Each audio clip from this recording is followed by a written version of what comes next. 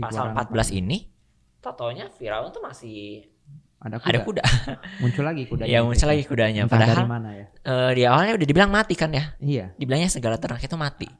Jadi itu sebabnya para penuduh yang mengatakan dulu mereka orang Kristen karena kontradiksi Alkitab termasuk bagian ini, lalu mereka meninggalkan iman. ya Baca sekilas memang kita nggak lewat aja gitu ya.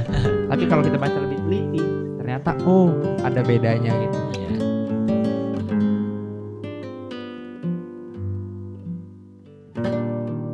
Shalom Bapak Ibu Saudara, kembali lagi ya kita di acara podcast kita, yaitu Jangan Ragu untuk Ragu-Ragu. Hari ini kita mau bahas topik yang menarik juga ya Jo. Iya, tentu saja Chris. Kita nggak pernah kehabisan materi-materi menarik sepertinya ya. Iya bener banget.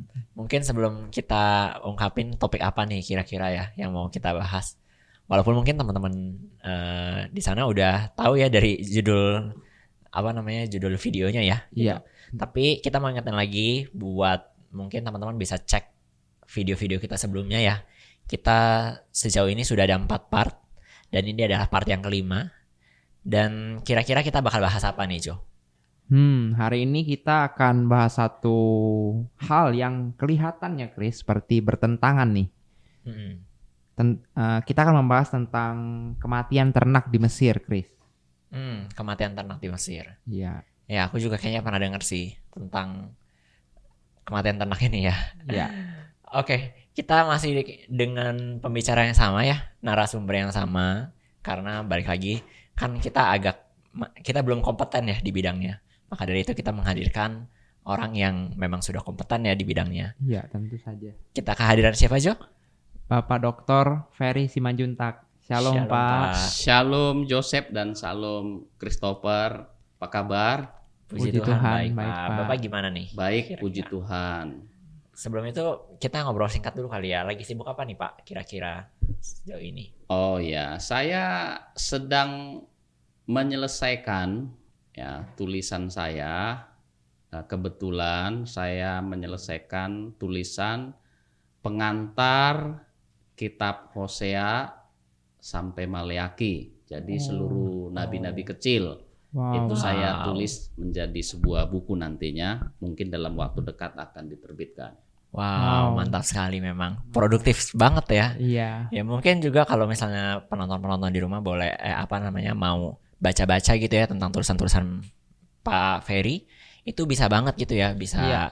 Nanti kita akan kasih deskripsinya di kolom description YouTube kita ya.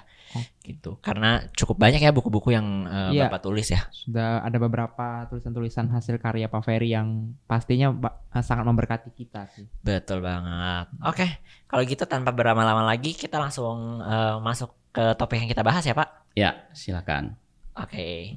Ya, jadi kalau misalnya kita lihat ya Jo. Iya. Kita mendapati gitu bahwa ada tuduhan-tuduhan tentang kontradiksi yang ada di Alkitab.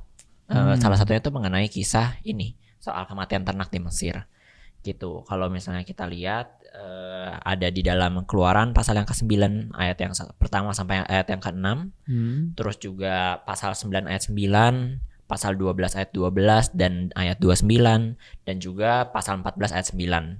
Wow. Nah mungkin supaya kita lebih nangkap nih ya, karena kan kalau misalnya buat teman-teman yang mungkin belum familiar gitu ya dengan kisah ini, mungkin bingung kontradiksinya di mana gitu. Iya. Mungkin coba kita akan baca ayatnya Kita bacakan saja supaya jelas ya.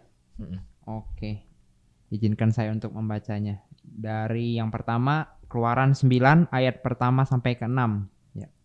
Berfirmanlah Tuhan kepada Musa, "Pergilah menghadap Firaun dan berbicaralah kepadanya. Beginilah firman Tuhan Allah orang Ibrani. Biarkanlah umatku pergi supaya mereka beribadah kepadaku. Sebab jika engkau menolak membiarkan mereka pergi dan masih menahan mereka, maka ternakmu yang ada di padang, kuda, keledai, unta, lembu sapi, dan kambing domba akan kena tulah Tuhan, yakni kena penyakit sampar yang dahsyat. Dan Tuhan akan membuat perbedaan antara ternak orang Israel dan ternak orang Mesir, sehingga tidak ada yang akan mati seekor pun dari segala ternak orang Israel. Selanjutnya Tuhan menentukan waktunya, firman-Nya. Besoklah Tuhan akan melakukan hal itu di negeri ini, dan Tuhan melakukan hal itu keesokan harinya. Segala ternak orang Mesir itu mati, tetapi dari ternak orang Israel tidak ada seekor pun yang mati. Oke. Berarti biarkan aku make it clear dulu ya. Berarti di ayat 1 sampai 6 ini itu dijelaskan gitu ya bahwa ternak orang-orang Mesir nih semuanya dibilang tadi segala ternak gitu ya, segala ternak orang Mesir itu mati.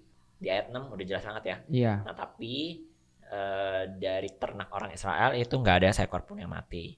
Oke, itu yang pertama. Berarti kita bisa tarik kesimpulan bahwa ayat 1 sampai 6 ini sedang berbicara bahwa setiap ternak orang Mesir itu mati akibat kena tulah penyakit sampar gitu ya. Iya. Oke. Nah, mungkin kita coba lanjut dulu kali ya Jo ke ayat 8 sampai 10. Oke, saya bacakan ya. Keluaran 9 ayat 8 sampai 10. Berfirmanlah Tuhan kepada Musa dan Harun, ambillah jelaga dari dapur peleburan serangkup penuh, dan Musa harus menghamburkannya ke udara di depan mata Firaun. Maka jelaga itu akan menjadi debu meliputi seluruh tanah Mesir, dan akan menjadikan bara yang memecah sebagai gelembung pada manusia dan binatang di seluruh tanah Mesir. Lalu mereka mengambil jelaga dari dapur peleburan dan berdiri di depan Firaun. Kemudian Musa menghamburkannya ke udara, maka terjadilah bara yang memecah sebagai gelembung pada manusia dan binatang. I see. Jadi kenapa dibilang ayat ini yang di ayat 8 sampai 10 itu bertentangan sama ayat 1 sampai 6? Karena tadi di ayat 1 sampai 6 tuh dibilang segala ternak orang Mesir tuh udah mati. Iya. Gitu, tapi ternyata di ayat yang ke ini 8 sampai 10 masih ada binatang. Gitu. Oke, ini masih baru permulaan, baru masih sebagian. Kita coba baca lagi, Jo. Katanya ada lagi di pasal yang ke-12 ayat 12 dan 19. Kita coba baca lagi. Coba ya. Kira-kira supaya kita bisa lihat nih di mana aja nih titik kontradiksinya ya. Keluaran 12 ayat ke-12. Sebab pada malam ini aku akan menjalani tanah Mesir, dan semua anak sulung dari anak manusia sampai anak binatang akan kubunuh. Dan kepada semua Allah di Mesir akan kujatuhkan hukuman. Akulah Tuhan. Oke, ayat 29. Ayat ke-29 berbunyi, maka pada tengah malam Tuhan membunuh tiap-tiap anak sulung di tanah Mesir, dari anak sulung Firaun yang duduk di tahtanya sampai kepada anak sulung orang tawanan yang ada dalam liang tutupan, beserta segala anak sulung hewan. Oke. Ya, jadi lumayan kelihatan ya. Itu kelihatan kontradiksinya, padahal tadi yang di pertama gitu ya. Keluaran pasal yang ke-9, ya itu dibilang seluruh segala ternak di Mesir, segala ternak orang Mesir mati. Iya. Terus juga di ayat di yang ayat 6 ayat 8 sampai 10-nya itu muncul lagi binatang, padahal tadi dibilang segala ternaknya udah mati. Terus juga ini di pasal yang ke-12 malah Tuhan masih mau membunuh anak manusia sampai anak binatang kan, anak sulungnya. Gitu berarti masih bisa kita simpulkan masih ada binatangnya. Iya. Bahkan sampai pasal 12 ini ya. Gitu. Bahkan sampai yang pasal 12 ayat 19 itu kan udah masuk ke tulah 10 tuh. Tulah ke-10 itu juga masih ada binatangnya. Gitu. Nah, terus ada lagi nih, Jo. Yang terakhir itu ada di dalam pasal 14 ayat 9. Katanya itu juga menunjukkan pertentangan. Oke, coba kita simak ya. Keluaran 14 ayat ke-9. Adapun orang Mesir, segala kuda dan kereta Firaun, orang-orang berkuda dan pasukannya, mengejar mereka dan mencapai mereka pada waktu mereka berkemah di tepi laut dekat Pi Hahirot di depan Baal Zephon. Oke. Ya, ini lumayan kelihatan bertentangan sih. Soalnya tadi kan kalau nggak salah kita baca di mana ya? Pasal 9 ayat 3 sampai dan ayat 6. Ya. Itu tuh ada dimension ya soal ini kuda. Kuda ya. Itu. Di ayat ke-3 benar ya. Iya, betul ya di ayat ke-3. Nah, tapi kenapa di pasal 14 ini totonya Firaun tuh masih ada kuda. Muncul lagi kudanya. Ya, muncul lagi kudanya. Padahal dari mana ya? Di awalnya udah dibilang mati kan ya? Iya. Dibilangnya segala ternak itu mati. Gitu.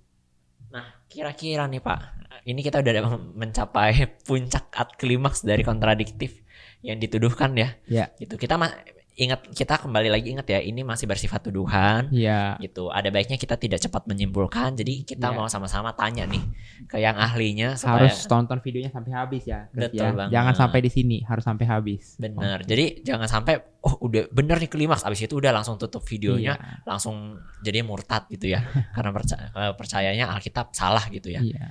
Tapi kita balik lagi, kita mau bertanya kepada ahlinya. Kira-kira nih Pak, bagaimana Bapak menjawab fenomena ini ya Pak gitu? Karena kan lumayan cukup terlihat jelas gitu ya Pak. Ya. Itu secara sekilas tapi Betul. nah makanya kita mau coba tanya nih Pak. Kira-kira analisisnya seperti apa Pak? Ya, saya mempunyai 3 poin untuk menjawab tentang tuduhan kontradiksi dari ayat-ayat yang tadi kalian sudah uraikan. Kalau boleh saya minta izin, kira-kira kan tuduhannya begini. Di pasal 9 pada tulah kelima, yaitu saat penyakit sampar ya diturunkan, maka semua binatang orang Mesir itu mati. Iya. Iya betul. Benar. Tapi pada tulah ke-6 saat tulah barah diturunkan, kok masih disebut lagi tulah itu juga ditimpakan pada binatang. Loh kan sudah mati semuanya, kok masih ada lagi. Iya. Betul. Nah, lalu kemudian di pasal 12 tulas ke-10 anak sulung binatang mati. Lalu bahkan ada kuda tadi ya, Iya. masih Iya. bisa dipakai untuk mengejar orang Israel setelah keluar dari Mesir, Iya, walaupun betul. pada akhirnya ditenggelamkan di Laut Teberau. Iya. Nah, jadi intinya berarti Alkitab itu ya memiliki kontradiksi dan itu salah. Bagaimana mungkin semua binatang yang sudah mati tiba-tiba masih ada lagi gitu? Iya betul. Ya. Iya. Nah, jadi itu sebabnya para penuduh yang mengatakan dulu mereka orang Kristen karena kontradiksi Alkitab termasuk bagian ini, lalu mereka Meninggalkan iman ya gitu ya meninggalkan iman. Nah, saya yakin setelah mendengar penjelasan saya ini, mereka jadi pingin murtad lagi, masuk lagi Kristen. Percaya Yesus dan percaya Alkitab. Ya, Amin. jawaban saya ada 3 poin. Yang pertama, sebenarnya kalau kita baca dengan seksama ya, Keluaran pasal 9 yang menjelaskan tulah kelima penyakit sampar, yang disebut sebenarnya kan bukan binatang ya, tapi ternak ya. Nah, di dalam bahasa Ibrani kata ternak itu menggunakan kata mikneh. Iya. Nah, jadi di dalam Keluaran 9 ayat 3 dan ayat 6 yang disebut mati itu adalah ternak. Ya, beda dengan binatang. Kalau binatang di dalamnya termasuk ada binatang yang diternakkan, ada binatang liar. Iya. Gitu ya. Tapi kalau ternak itu kan binatang yang khusus diternakkan, lalu kemudian melaluinya orang bisa mendapatkan daging, telur atau susu, dan dipakai juga sebagai alat untuk membantu pekerjaan manusia seperti lembu sapi, membajak. Nah, lalu di dalam Kejadian 9 ayat 3 selain disebut ternak, bukan binatang ya, ini beda. Binatang dengan ternak itu kategorinya gitu ya. Jadi binatang mencakup semua, tapi ternak itu hanya sebagian kecil dari binatang gitu ya. Iya betul. Disebutkan maka ternakmu yang ada di padang. Oke ya, kalimatnya seperti itu. Maka ternakmu yang ada di padang. Dan disebutkan apa saja, yaitu kuda, keledai, unta, lembu sapi, dan kambing domba kena tulah sampar dan mati. Iya. Ya, semuanya. Iya. Tapi yang ada di Padang. padang. Jadi saya membayangkan begini. Ya, orang Mesir itu punya banyak ternak tadi, ya. Iya. Tapi tidak semua ternak-ternak itu pada saat tulah ini ditimpakan berada di padang. Gitu, ya. Ada juga kemungkinan ternak mereka sebagian tidak berada di padang. Iya. Ya, oleh karena alasan-alasan tertentu.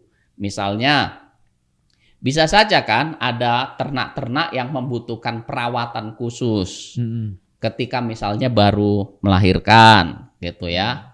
Kalau misalnya ya baru melahirkan, tentu dia butuh perawatan khusus, bisa saja dia ditempatkan di kandang dulu, tidak dibawa ke padang penggembalaan misalnya ya. Atau ketika sakit atau terluka misalnya, sehingga dia perlu perawatan khusus.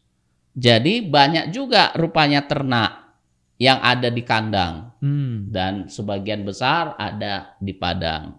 Jadi Tuhan berkata bahwa dia akan menimpakan penyakit sampar kepada binatang yang ada di padang, tidak termasuk yang ada di kandang gitu ya. Jadi yang hanya yang ada di padang yang ditimpa penyakit sampar dan semuanya mati.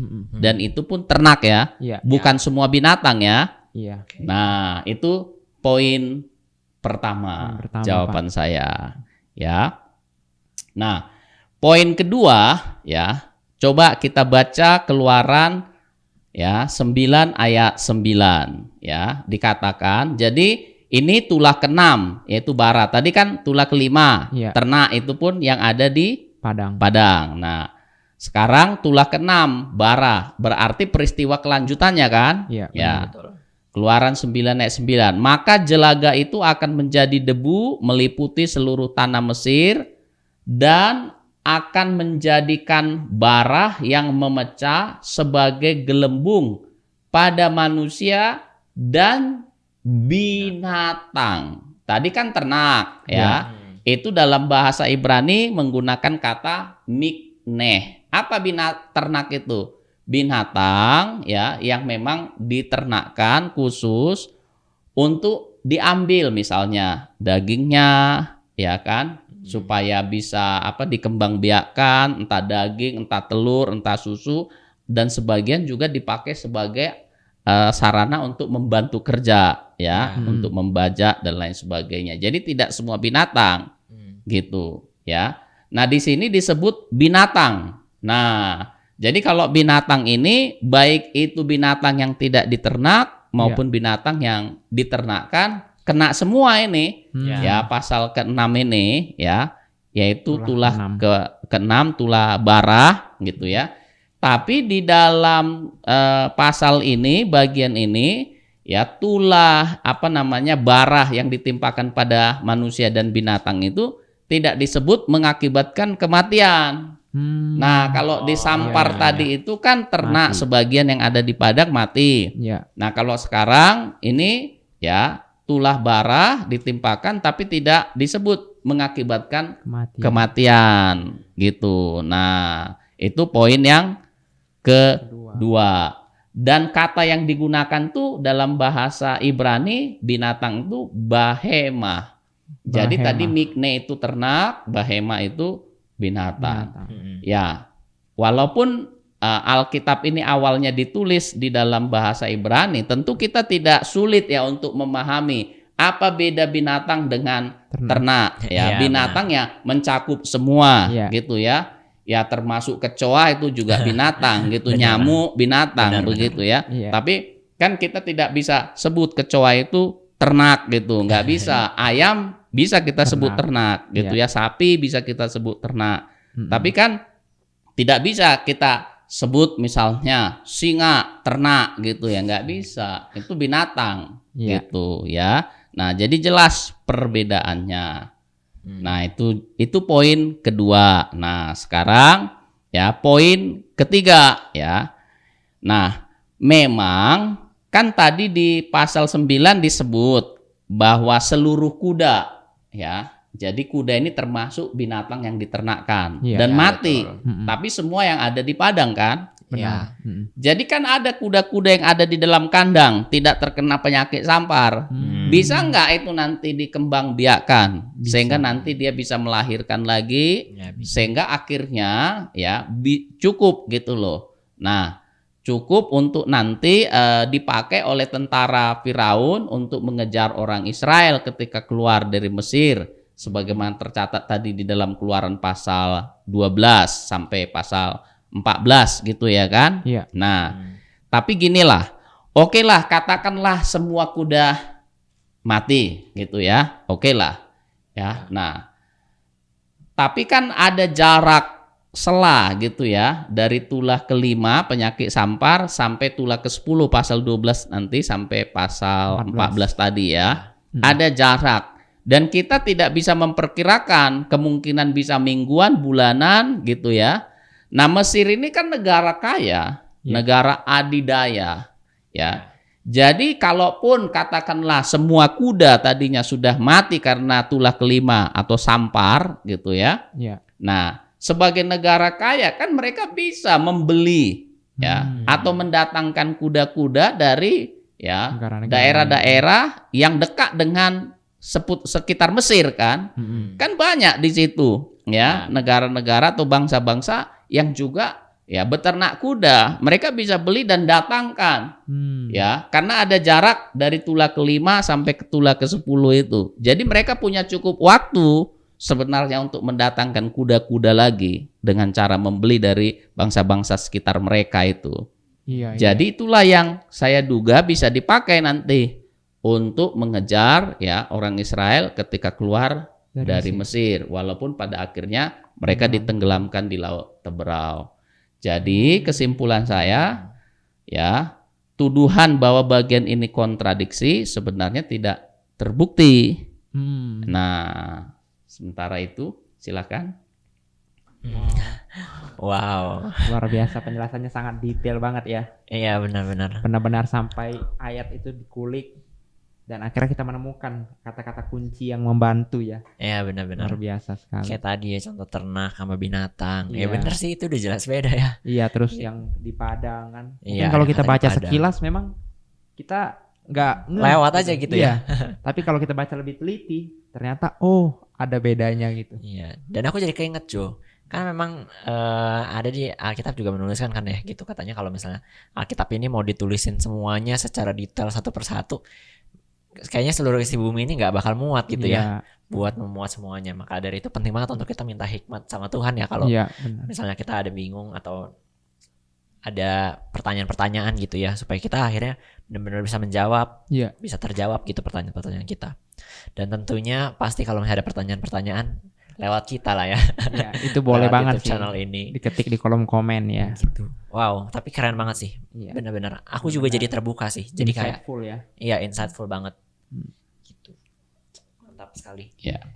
Kira-kira apa namanya? Kalau misalnya nih Pak, tadi kan kita juga udah bahas ya, berarti kan total ada 3 poin ya kalau bisa saya rangkum. Ya. Tadi yang pertama itu yang soal perbedaan kata binatang dan ternak dan juga padang gitu ya. Ya, pertama, terus juga yang kedua itu poinnya itu soal yang bisa jadi ada yang dipelihara secara khusus gitu, ditaruh di kandang secara khusus. Dan yang ketiga itu yang soal apa namanya, bisa Negara jadi adidaya. ya karena Mesir itu negara adidaya, dia bisa beli gitu ya dari Bangsa-bangsa sekitar. bangsa-bangsa sekitarnya. Nah, berarti kan sebenarnya ini udah terlihat cukup jelas nih ya Pak gitu. Dan ini kan untuk menjawab orang-orang yang mempertanyakan soal tadi ya, ada kontradiktif di Alkitab. Nah, sebenarnya Pak, kalau misalnya kita nih punya pertanyaan-pertanyaan lain gitu Pak, pertanyaan-pertanyaan yang maksudnya ya sebenarnya kelihatannya kontradiktif gitu Pak. Kira-kira solusi apa nih Pak yang bisa Bapak berikan supaya kita tuh nggak langsung Ngejudge. ketok palu gitu ya Pak, yang ngejudge bahwa Alkitab tuh salah gitu. Karena kan banyak nggak semua dari kita punya pemahaman yang bisa sedetail seperti yang tadi Bapak sampaikan gitu ya. Kira-kira apa nih Pak advice dari Bapak gitu? Ya, saya menilai begini. Kenapa orang menyimpulkan kontradiksi ya, bagian-bagian tertentu seperti yang tadi kita bahas? Karena mereka itu sebenarnya tidak membaca secara detail dan teliti. Jadi mereka itu sudah punya persepsi di awal sebenarnya, gitu iya. Nah, seperti tadi, kalau dibaca teliti, detail, kan yang disebut ternak Iya. di padang, bukan binatang di awalnya itu. Baru Ya. di kemudian berikutnya ada Binatang. tulah keenam bara binatang. Dan itu juga tidak mengakibatkan kematian. Itu Ya. contoh gitu ya. Nah, jadi memang siapapun, bukan saja Alkitab sebenarnya. Termasuk kita membaca buku-buku di luar Alkitab misalnya ya. Kalau kita membaca sekilas gitu ya, tidak membaca secara detail gitu ya, maka kita tentu tidak akan bisa memiliki persepsi yang akurat tentang apa yang kita baca. Nah, jadi kenapa orang-orang itu menuduh ada kontradiksi? Saya duga itu karena memang mereka itu ya sekedar membaca saja, bukan karena membaca ingin mengerti gitu ya, dan mereka membaca karena sudah punya persepsi awal gitu. Alkitab ini penuh kontradiksi kira-kira begitu ya, bukan dengan pikiran hati yang terbuka. Jadi saran saya sih untuk menghindari cara pikir seperti itu ya bacalah Alkitab dengan detail, dengan hati-hati gitu ya, pelan-pelan gitu ya, sehingga kita bisa mendapat pesan secara akurat gitu. Jadi cara pertama supaya jangan kita keliru memahami Alkitab, membacanya dengan hati-hati, dengan detail dan akurat gitu. Dan tentu oleh pertolongan Roh Kudus juga. Ya, Tuhan berkati gitu ya. Wow.